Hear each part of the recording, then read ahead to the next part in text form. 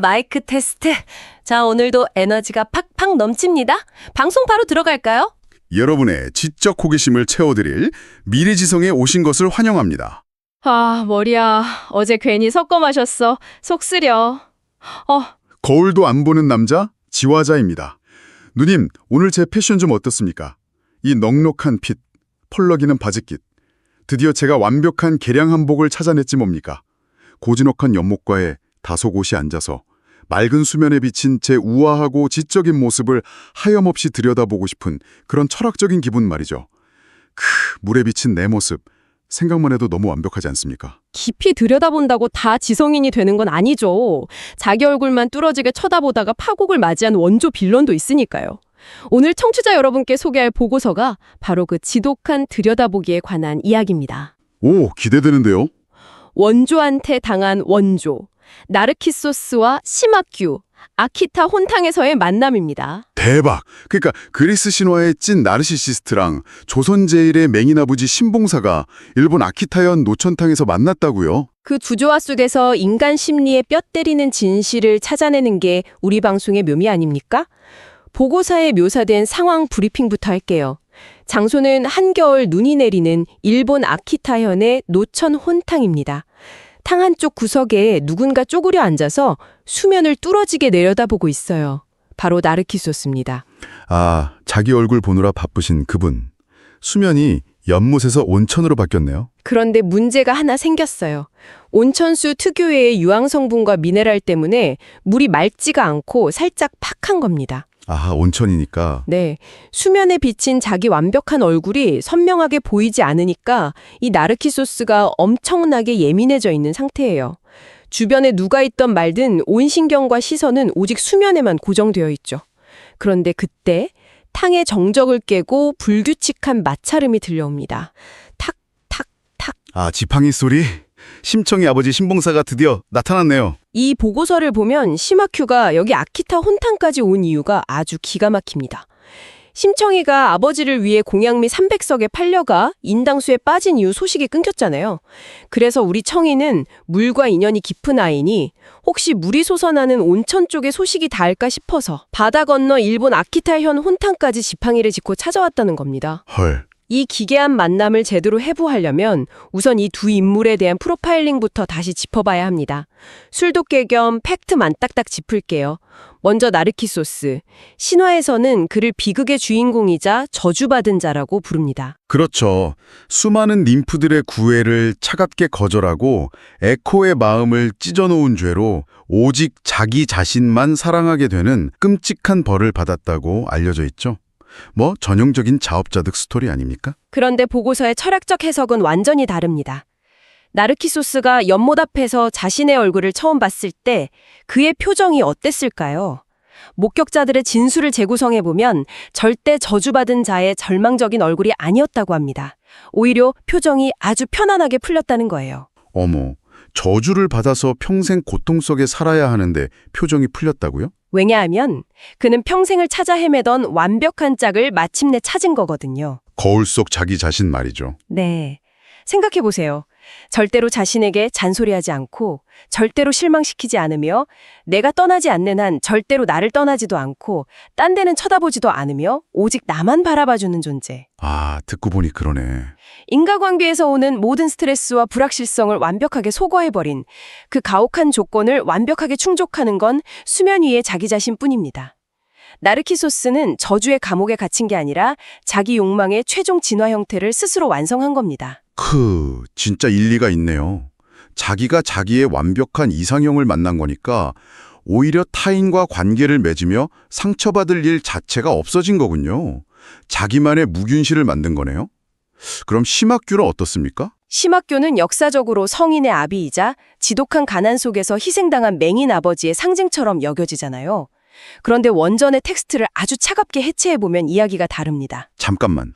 심학규가 공양미 300석 때문에 눈을 뜨겠다고 딸을 제물로 바쳤잖아요. 네, 그랬죠. 근데 팩트는 심학규는 계약이 다 끝나고 청이가 팔려가기로 완벽하게 확정된 뒤에야 뒤늦게 통곡했다는 거예요. 상황 파악하는 타이밍이 좀 늦었을 뿐이지 그걸 가지고 너무 매도하는 거 아닙니까? 대박. 딸 잃고 나서 직후에 뺑덕어멈이랑 동거 시작했고요. 그 여자가 자기 재산 다 들고 튀니까 그제야 다시 무기력한 불쌍한 노인네로 돌아갔어요. 아, 그건 좀 그렇긴 하네요. 그뿐만이 아니에요. 나중에 딸이 왕비돼서 맹인잔치에 나타나니까 그때서야 또 세상 무너진 듯 기뻐하는 척했고요. 이 서사 전체를 보면요.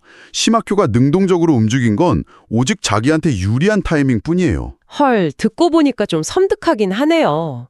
우연의 일치라고 하기엔 너무 본인 위주로 돌아가긴 했습니다. 그니까요. 심리학에서는 이런 유형을 내현적 나르시시스트라고 부릅니다.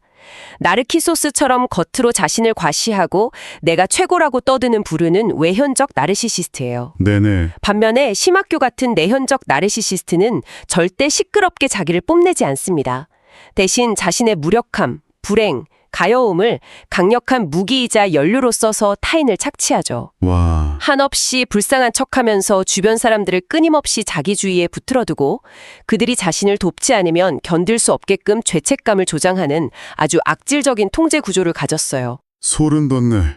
나르키소스는 그냥 혼자 거울 보고 만족하는 관종이라면 심학교는 주변 사람의 피와 영혼을 말리는 진짜 위험한 기생충이네요. 맞습니다. 나르키소스는 물이라는 거울을 들여다봤지만 심학교는 타인의 죄책감을 거울로 만들어서 자기를 비추게 한 겁니다. 방식만 달랐을 뿐 결국 세상의 중심에 자기 자신을 놓으려는 목적지는 소름 돋게 같았던 거죠. 자, 이 두 거대한 에고가 한 공간에서 부딪힐 때 물리적인 충돌보다 더 무서운 심리전이 펼쳐집니다. 탕 안의 고요함을 깨는 상황으로 들어가 보죠. 좋습니다. 탁, 탁, 탁. 제가 심학교 빙의에서 가보겠습니다. 지팡이로 온천 주변의 젖은 땅을 탁탁 치면서 눈꺼풀은 한 1mm만 슬쩍 열어두는 거죠. 아이고, 청아. 내 딸 청아. 이 아비 왔소. 청아. 이렇게 탕 안을 더듬거리며 이동하다가 탁한 수면을 뚫어지게 노려보고 있는 나르키소스 옆에 딱 자리를 잡습니다. 나르키소스는 옆에 누가 오든 말든 수면만 봅니다. 아까 말했듯 물이 탁해서 고도에 집중을 해야 하거든요. 그런데 심학교가 자기 슬픈 연기에 아무 반응이 없으니까 들고 있던 지팡이를 수면 위에 살짝 댑니다. 어허. 이거야말로 심리학에서 말하는 완벽한 수동 공격의 형태입니다. 와, 지팡이로 물결을 일으킨다. 그럼 나르키소스 얼굴 비치는 게 흔들리고 왜곡되잖아요. 상대방이 제일 중요하게 생각하는 걸 툭 건드린 거네요. 교묘하고 치사한 방식이죠. 지팡이로 물을 휘젓는 행위는 나르키소스의 자아를 붕괴시키는 엄청난 공격이지만 심학교는 언제든 나는 앞이 안 보여서 실수로 그랬소 라고 변명할 수 있는 완벽한 면죄부를 쥐고 있습니다. 아, 진짜 얄밉다. 가해를 하면서도 피해자의 위치를 고수하는 거죠. 그러면서 심학교가 목이 매는 톤으로 말을 건넵니다. 킁킁. 혹시 우리 청이 아니오? 나르키소스는 쳐다보지도 않고 귀찮다는 듯이 대답하죠. 아니, 그러자 신봉사가 묻지도 않은 TMI를 남발하기 시작합니다. 나는 못 보오. 나는 신봉사라고 황해도 도화동에서 온 학교라고 하오. 아니, 누가 물어봤냐고. 진짜 TMI의 향연이네요. 전형적인 피해자 서사의 주입입니다. 상대방은 내 존재에 관심도 없는데 자기 서사부터 줄줄 늘어놓으면서 나는 이렇게 불쌍한 사람이니 네가 나를 배려해야 한다는 밑밥을 까는 겁니다. 안 통할 텐데. 네, 나르키소스는 철저한 외현적 나르시시스트죠. 타인의 서사 따위는 입력 자체가 안 됩니다. 여전히 자기 얼굴만 보며 감탄 중이에요. 심학교가 참다 못해 다시 묻습니다. 근데 거기 누가 계시오? 물을 이렇게 뚫어지게 들여다보는 기운이 느껴지는구려. 그분이 대체 누구요? 혹시 우리 청이 아니요? 여기서 보고서의 묘사가 정말 압권입니다. 나르키소스가 귀찮은 파리를 쫓듯 손가락으로 수면을 턱 가리키면서 아주 무심하고 건조하게 한마디 합니다. 나. 캬, 나. 이 한마디에 모든 철학이 담겨 있네요. 넌 떠들어라. 세상이 무너져도 나는 나만 본다. 내현적 나르시시스트의 동정심 유발 전략이 순도 100%의 외현적 나르시시스트 앞에서는 완전히 무력화되는 순간입니다. 근데 누님, 이 팽팽한 신경전이 벌어지는 탕 안에 갑자기 예상치 못한 변수가 등장한다면서요? 네, 이 칙칙하고 긴장감 넘치는 분위기 속에 탕 옆 통로로 조선 최고의 셀럽 황진이가 우연히 지나갑니다. 황진이요? 온천하러 온 건 아니고 그냥 근처에 볼 일이 있어서 스쳐 지나가는 길이었어요. 아니, 중요한 건 황진이가 지나갈 때 심학교의 생물학적 반응입니다. 지팡이 짚고 슬피 울던 심학교의 눈꺼풀이 황진이가 걸어가는 방향을 향해 정확히 2mm 더 열립니다. 헐. 그러고는 또 가증스럽게 입을 엽니다. 청아, 거기 누가 지나가오? 나는 못 보. 혹시 내 딸 청이 아니요? 핑계는 또 자기 딸 청이죠. 황진이는 걸음을 멈추지도 않고 특유의 쿨한 태도로 대꾸합니다. 청이 아니라 진인데요. 이렇게 받아칩니다. 여기서 심학규의 본색이 튀어나옵니다. 허허, 참으로 아름답소.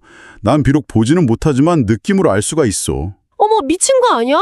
방금 전까지 딸 찾으면서 목매어 울던 분이 젊고 아름다운 여자 지나가니까 아름답다느니 느낌으로 안다느니. 그니까 내 말이 결국 심학규의 모든 슬픔은 철저하게 계산된 퍼포먼스였다는 게 여기서 증명되는 겁니다. 네, 황진이는 그 추악한 본성을 단번에 꿰뚫어보고 당연히 대꾸도 안 한 채 시야 밖으로 사라집니다. 나르키소스요. 이 소름 돋는 대화를 듣지도 않았어요. 물결이 잦아들기만은 기다리며 오직 수면만 노려보고 있죠. 자, 황진이가 무대에서 퇴장하고 심학교는 자신의 타겟이 황진이가 아니라 다시 눈앞에 뻔뻔한 나르키소스라는 걸 깨닫습니다.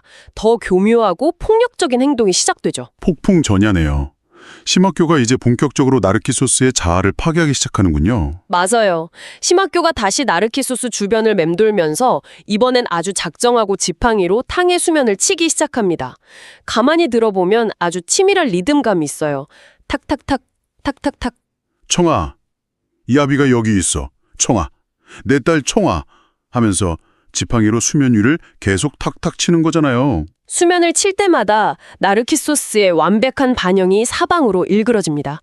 이건 나르키소스에게는 단순한 방해가 아니라 존재 자체를 지워버리는 신성 모독이나 다름없어요. 그런데도 심학교는 그 고통을 즐기듯 멈추지 않습니다. 탁탁 탁탁 탁탁. 나는 못 보. 어디 계신가? 내 딸 청아. 참다 못한 나르키소스가 드디어 시선을 수면에서 거두고 고개를 돌려 심학교를 정면으로 노려봅니다. 그리고 아주 차갑고 살기 어린 목소리로 천천히 한마디를 내뱉죠. 나가. 아, 진짜 화났다. 자기만의 완벽한 우주가 깨졌으니까요. 심학교는 이 위기 상황을 어떻게 빠져나갈까요? 무슨 말씀이요? 어디로 가라는 거요? 나는 앞이 안 보여서 못 알아듣겠어. 청아, 이 압이 왔어! 하면서 일어서서 어리둥절한 척 비틀거리며 서성이는 거죠.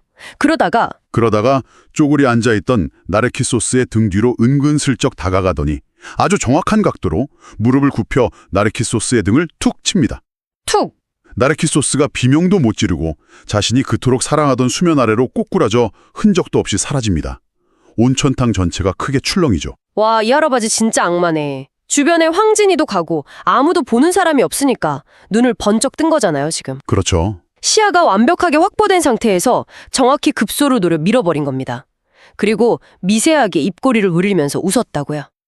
미쳤다 진짜. 네, 아주 만족스러운 미세한 미소. 거추장스러운 방해물을 치워버린 포식자의 미소죠. 그러고는 수면이 잠잠해지기도 전에 다시 완벽한 맹인 연기를 시작합니다. 미세하게 웃으면서 아이고 무언가 큰 물소리가 났는디 나는 못 보. 무슨 일이요? 대박 아닙니까? 완벽한 완전 범죄. 이 보고서의 철학적 분석이 바로 이 지점에서 찬란하게 빛을 발합니다. 딸을 물에 빠뜨린 자가 아키타에서 또 한 명을 물에 빠뜨렸다.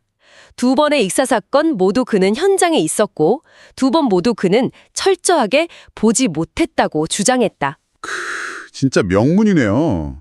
살인을 저지르고도 완벽하게 보지 못하는 무력한 피해자의 포지션으로 쏙 숨어버리는 거잖아요.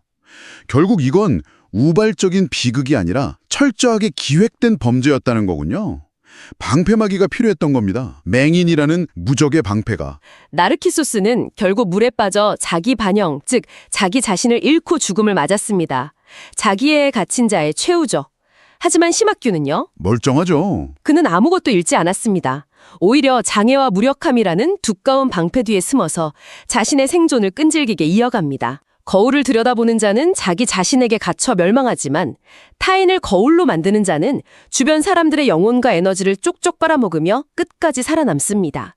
청취자 여러분, 혹시 여러분의 일상이나 직장에도 겉으로는 한없이 불쌍하고 희생적인 척하면서 은근슬쩍 책임을 떠넘기고 교묘하게 여러분의 감정을 착취하며 죄책감을 심어주는 심학규 같은 사람이 있진 않은가요? 조심해야 됩니다. 있다면 당장 도망치셔야 합니다. 수동 공격에 시달리며 감정의 쓰레기통 역할을 하다가 어느 순간 무릎으로 툭 차여서 여러분의 인생마저 인당수 밑바닥으로 밀어버릴지 모르니까요. 자, 오싹하면서도 뼈가 있는 오늘 이야기는 여기까지입니다. 지금까지 거울 속의 거울 미래지성이었습니다. 더 다양한 인간의 문의를 해부하는 걸 보고 싶으시다면 구독, 좋아요 부탁드립니다. 지금 당장 구독 버튼 안 누르시면 오늘 밤 푹 자고 있는데 갑자기 방문이 스르륵 열리면서 방바닥 치는 소리 들릴 겁니다. 탁탁탁. 청취자 어디 있소? 구독 버튼 못 보았소? 청아. 크크크. 수고하셨습니다. 다음 시간에 뵐게요. 안녕히 계십시오. 아니, 아줌마. 잠깐만, 지금 스튜디오 한 구석에서 갑자기 웬 삐소리가 나는데요. 팩스기계 돌아가는 소리 같은데 방송 중에 이게 무슨 소리야? 대본에 없는 상황인데? 어머, 제 모니터 화면에도 방금 뭐가 떴어요. 제가 그대로 읽어드릴게요. 긴급 입수. 여러분, 방금 심학규의 스마트폰 포렌식 검색 기록이란 카드 결제 내역이 화면에 떴습니다. 맹인이 스마트폰을 어떻게 해? 시각장애인용 음성 지원을 썼거나 아니면 애초에 다 보였거나 둘 중 하나겠죠. 검색어 읽어드릴게요. 검색어 1. 아키타 혼탕 수질. 검색어 2. 눈 감고 수영하는 법. 검색어 3. 황진이 동선. 헐, 이거 우연히 마주친 게 아니라 다 치밀하게 동선 짜서 알고 간 거잖아. 잠깐, 더 충격적인 게 있어요. 카드 결제 내역입니다. 대한항공, 아키타행, 퍼스트 클래스. 퍼스트 클래스요? 맨날 굶어 죽는다고 곡소리 내던 양반이 돈이 어디 있어서 퍼스트 클래스를 타요? 결제자, 심청. 네. 팩트체크팀의 분석 코멘트입니다.